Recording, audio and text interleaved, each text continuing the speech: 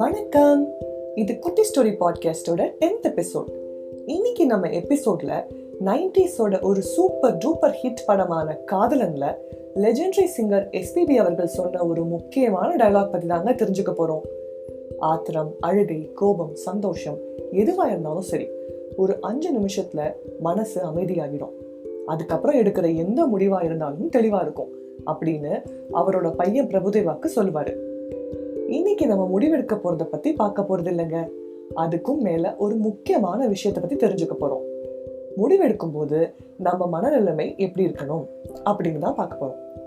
நம்மள சில பேர் ஒரு விஷயத்துக்கு தாம் தூம்னு குதிச்சு அந்த இடத்தையே ஒரு வழி பண்ணிடுவோம்.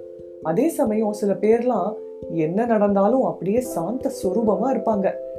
இந்த வித்தியாசம் தான் இன்னைக்கு ரொம்ப சாதாரணமா இருக்கிற ஸ்ட்ரெஸ் அண்ட் டிப்ரெஷனுக்கு ரொம்பவே முக்கியமானது. இந்த முதல் கேட்டகரி ரியாக்ட் பண்றது, அப்படியே ஃப்ளோல யோசிக்காம முடிவெடுக்கிறது.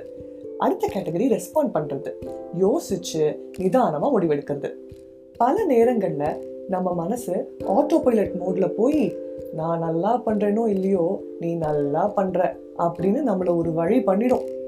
ஃப்ரெண்ட்ஸ், ஃபேமிலி, ஜாப்னு இப்படி எது சம்பந்தப்பட்ட விஷயமா இருந்தாலும் அந்த இன்சிடென்ட் நடந்து முடிஞ்சதுக்கு அப்புறம் நம்ம அப்படி பேசியிருக்க கூடாதோ, நம்ம இப்படி பண்ணிருக்க கூடாதோ அப்படின்னு ஃபீல் பண்றது எதையும் மாற்ற போறது இல்லை. ஸோ இப்படி ரியாக்ட் பண்ணாம ரெஸ்பாண்ட் பண்றதுக்கு நம்ம ஒன்று பண்ணலாம். ப்ரே. ஆன்மீகம்லாம் இல்லைங்க, just remember pray. P for pause. நம்ம மொபைல்ல ஒரு வீடியோ பார்க்கும்போது பாஸ் பண்றோம்ல, அந்த மாதிரி அந்த மொமெண்ட்ல கொஞ்சம் பாஸ் பண்றது. இந்த பாஸ் நம்ம பதட்டத்தை தணிக்கும், நம்மளை யோசிக்க வைக்கும். பாஸ் பண்ணும்போது கொஞ்சம் கஷ்டமான வேலை பார்க்கணும். என்னன்னா நம்ம சும்மா இருக்கணும், எதை பத்தியும் யோசிக்காம. சும்மா இருக்கிறது எவ்வளோ கஷ்டம் தெரியும்ல. ஸோ அந்த சும்மா இருக்கிற நேரத்துல வேணும்னா ஃபீல் த பிரீத். இது யோகா கிளாஸ் இல்லை, ஸோ பிரீதிங் டெக்னிக்லாம் சொல்லலைங்க, ஜஸ்ட் ஃபீல் த பிரீத். பல ரிலேஷன்ஷிப் பிரேக் ஆகாம இருக்கிறதுக்கு இந்த பாஸ் கண்டிப்பா உதவும். அப்புறம் R for ரீசன். நம்ம பிக் பாஸ் ட்ரிகர் சக்திக்கு ஆன மாதிரி ஏதோ ஒரு விஷயம்தான் நம்மளை ட்ரிகர் பண்ணி தாம் தூம்னு குதிக்க வைக்குது. அப்போ அந்த பாஸ்க்கு அப்புறம் அந்த விஷயத்தோட காரணம் யோசிக்கலாம். ஏன் டென்ஷன் ஆகுறோம்னு யோசிக்கலாம். அந்த விஷயம்தான் உசுப்பேத்துதா, இல்ல அந்த பர்சனா, இல்ல வேற ஏதாவது பாஸ்ட் இன்சிடென்ட்ஸான்னு கூட யோசிச்சு பார்க்கலாம். மூணாவதா A for அவேர்னஸ்.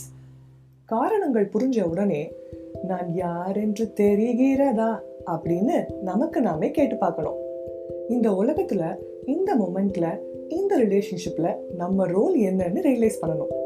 நம்ம பொசிஷன் மட்டும் இல்லாம அடுத்தவங்களோட பொசிஷன்ல இருந்தும் யோசிச்சு பார்க்கணும். 360 டிகிரிஸ்லயும் ஒரு புரிதல் இருக்கணும்.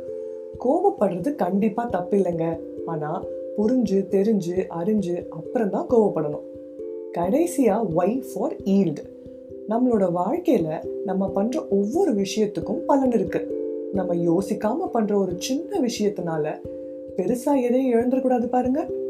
அது நம்ம வாழ்க்கை பாதையே மாத்திடலாம். ஸோ இந்த மாதிரி சிச்சுவேஷன்ல அந்த மொமெண்ட்டை பத்தி யோசிச்சு வருத்தப்படாம வாழ்க்கையோட பாதை அதை பொறுத்துதான் இருக்கும்னு யோசிப்போம். அதாவது ஃபார் த கிரேட்டர் குட் பத்தி யோசிப்போம்.